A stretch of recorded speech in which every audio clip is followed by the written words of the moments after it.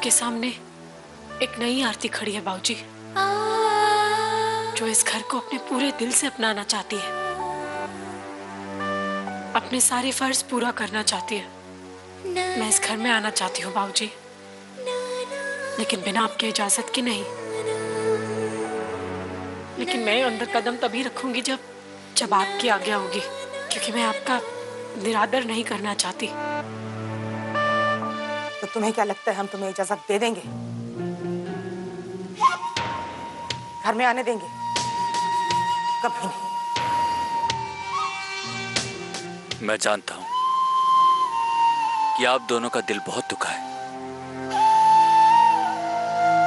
सिर्फ एक बार इस रिश्ते को एक मौका दे दीजिए प्लीज बाबूजी। बचपना मत करो यश, तुम्हारे लिए ही, तुम्हारी भलाई के लिए ही इस लड़की का तुमसे दूर रहना बहुत जरूरी है।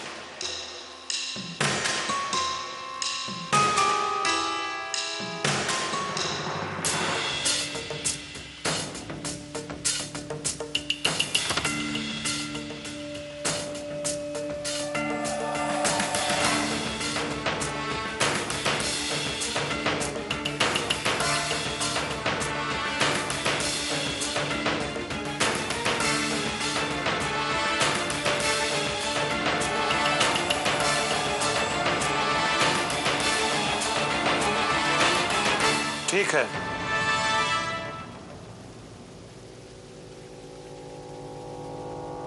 अपने बेटे यश के कहने पर हम तुम्हें एक मौका और देते हैं, लेकिन एक शर्त है।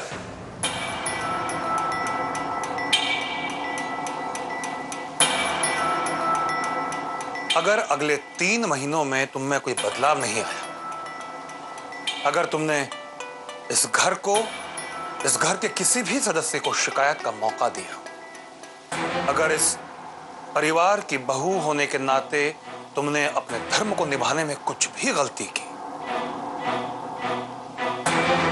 तो 3 महीनों के बाद तुम इसी दरवाजे पर खड़ी होगी, हमेशा के लिए बाहर जाने को।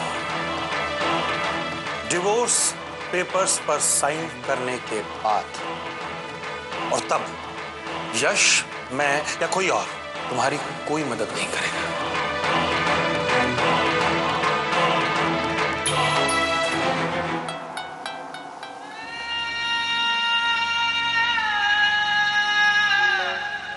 ये दिल है, ये दिल है, ये दिल है, सब इस दिल की ही तो मुश्किल है। मुझे मंजूर है बाबूजी।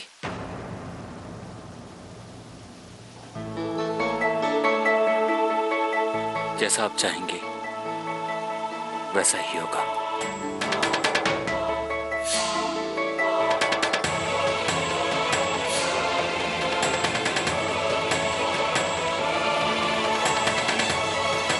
अंदर ले जाओ बहू को।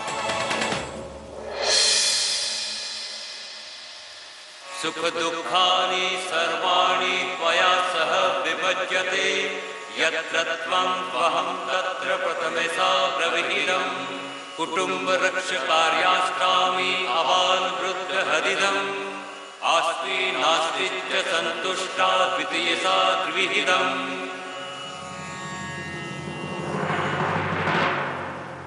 आप कैसे उस लड़की की चिकनी चुपड़ी बातों में आ गए जी? इतना सब करने के बाद आपने उसे माफ कर दिया, घर में आने दिया। पहली बार मैंने आपको आपकी जुबान से पलटते हुए देखा है। कैसी बात कर रही हो हमसे तुम गायत्री? आधी से ज्यादा उम्र बिता चुकी हो हमारे साथ, लेकिन अभी तक समझ नहीं पाई हो हमें तो। इसे बात से पलटना नहीं कहते गायत्री। समय की धारा को देखते हुए उसके साथ बहने में ही समझदारी है। मंझली बहू को इस घर में रहने देने का निर्णय मैंने इस परिवार की बेहतरी के लिए किया है, ताकि पूरा परिवार मोतियों की तरह एक धागे में बंधा रहे। तुमने देखा नहीं कैसे पंकज, विधि, प्रतीक, परिधि सब आरती की तरफ जाकर खड़े हो गए थे और यश तो पहले से ही उसकी सुनने लगा है, वरना हमारे मना करने के बावजूद उसे इस घर में कभी लेकर नहीं आता। और सोचो, अगर मैं आनाकानी करता और जीजी का किया कंगन वाला त्रिया चरित सबके सामने चला आता तो फिर क्या होता? यश को क्या जवाब देती तुम? जब अपने ही बच्चे विरोध पर उतर आए तब अहंकार से नहीं, बुद्धि से काम लेना होता है। पर जी वो लड़की विश्वास के लायक। उस लड़की पर नहीं, अपने बेटे पर विश्वास है मुझे गायत्री। उसकी जरूरतों की चिंता है मुझे। उसे भी जीवन में हर सुख पाने का अधिकार है। जो कुछ हुआ है वो सही है, उसे स्वीकार कर लो और ईश्वर से प्रार्थना करो कि जल्द से जल्द हमें यश के बेटे को अपनी गोदी में खिलाने का मौका मिले। एक हंसता खेलता परिवार देखना चाहता हूं मैं। एक छत के नीचे दो हिस्सों में बटा हुआ परिवार कभी नहीं।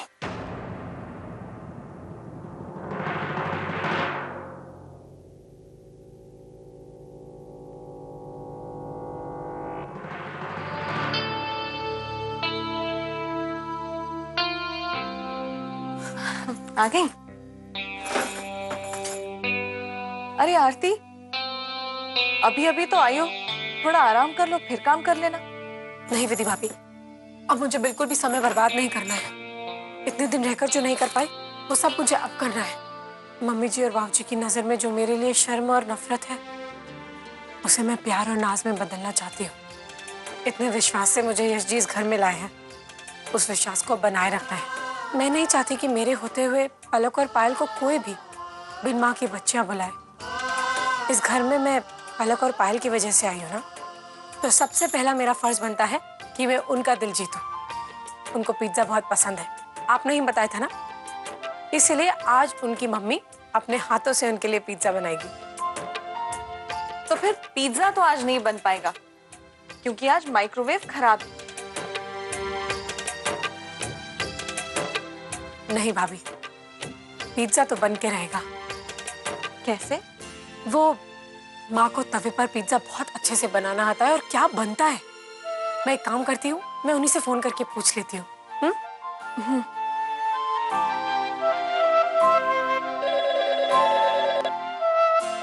हेलो।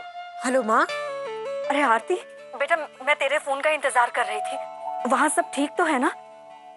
समधी जी, समधन जी ने कुछ कहा तो नहीं? कहीं वो नाराज तो नहीं है? बेटा कहीं कोई ऐसी बात तो नहीं हुई है जिसकी वजह से? अरे माँ, यहाँ सब ठीक है। सबने खुले दिल से मेरा स्वीकार किया है। सच? हाँ माँ, सच। अब ये बात छोड़िए और मुझे ये बताइए कि आप तवे पर पिज्जा कैसे बनाती हैं? तवा पिज्जा किसके लिए? बेटा आजकल तो बच्चे बाजार का पिज्जा पसंद करते हैं। अरे माँ, बच्चे तवे वाला पिज्जा खाएंगे ना तो बाहर वाला भी भूल जाएंगे। चलिए अब जल्दी से मुझे बता दीजिए कि तवे पर पिज्जा बनता कैसे है। कोई बात नहीं। अच्छा सुन, देख सबसे पहले ना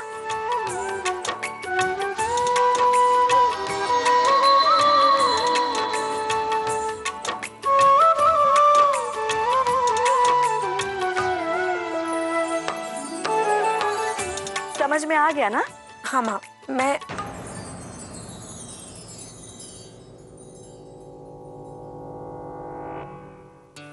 आपको बाद में फोन करती हूँ, आराम से। ठीक है बेटा। और आरती बेटा अपना ख्याल रखना।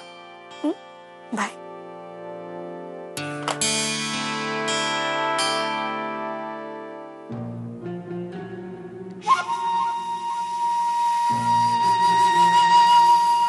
तो हमें अब खाना भी तुम्हारी शोभा माँ से सीख कर बनाना पड़ेगा, है ना?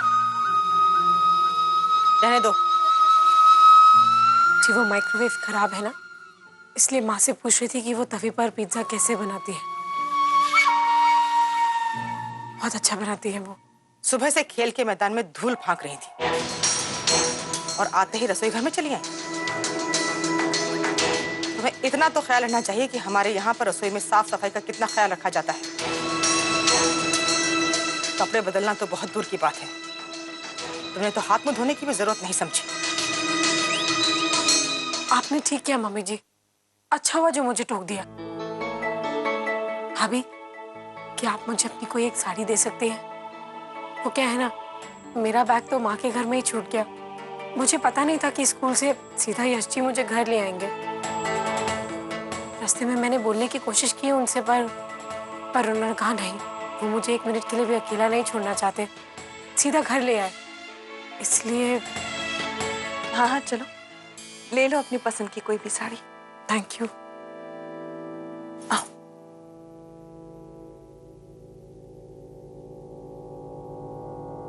ऐसे क्या हीरे जड़े हैं इस लड़की में, जो यश इसे अकेले छोड़ने को तैयार ही नहीं।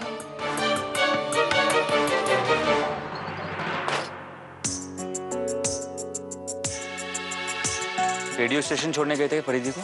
जी भैया, आज एमजी रोड पे उसका लाइव शो है। काफी खुश थी, कहने लगी कि सुनने वालों से आमने सामने बात करने का मजा ही कुछ और होता है।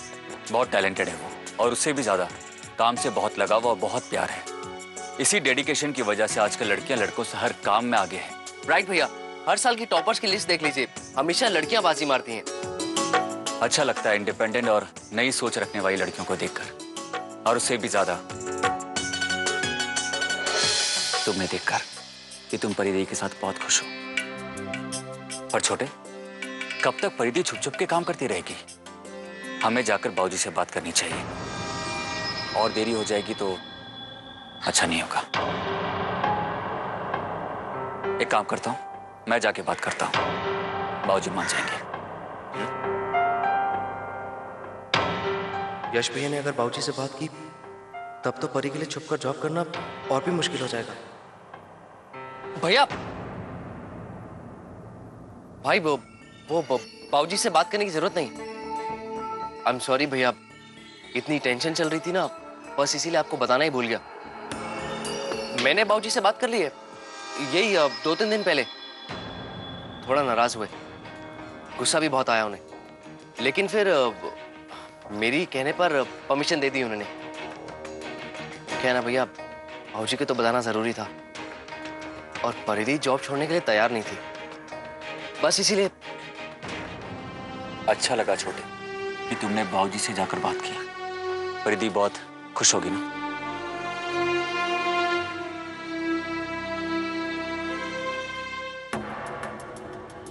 सॉरी भाई, मैंने झूठ कहा आपसे, लेकिन मेरे पास कोई और रास्ता ही नहीं। परिधि जॉब पर जाने की जिद कर बैठी है और बाबूजी ही नहीं मानेंगे, इसीलिए आपसे झूठ कहना पड़ा।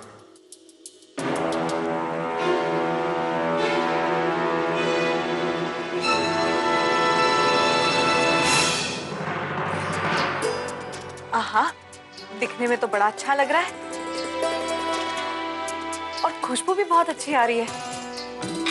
एक काम करो, तुम जल्दी से जाओ, पायल और पलक हॉल में ही बैठी। हाँ भाभी, मैं तुरंत जाती हूँ। अच्छा सुनो, all the best. Thank you.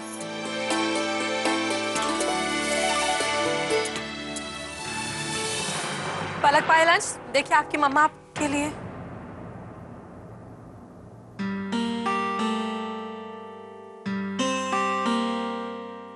ये ले बेटा, तू भी खा। बहुत दिन से इच्छा हो रही थी ना पिज्जा खाने की, है ना? तो आज दादी ने सोचा कि अपनी लाडलियों को पिज्जा खिलाकर ही रहूंगी। दादी, आप बहुत अच्छी हो। लो, ऐसी चीजें घर में कहाँ अच्छी बनती है, बाहर ही बनती ना बेटा। दादी, मुझे भी पिज्जा चाहिए, मुझे बहुत अच्छा लगता है। हाँ भाई, लो तुम भी खाओ। तुम्हारी माँ कहाँ बना पाती होगी ऐसा पिज्जा?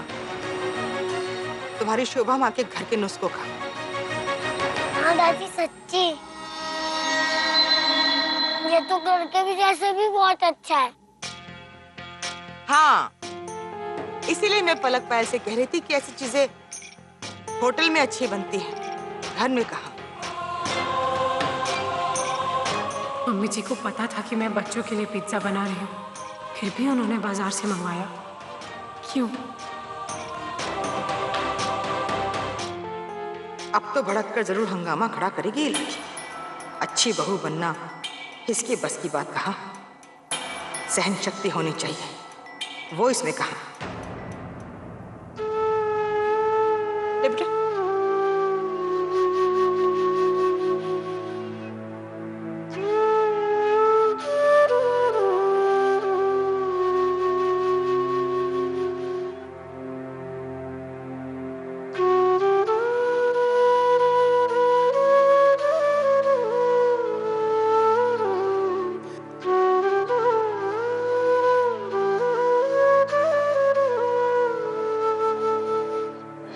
मेरा मानना है कि आज के जमाने में सभी लड़कियों को अपने पैरों पर खड़ा होना चाहिए। क्या ये जोर है?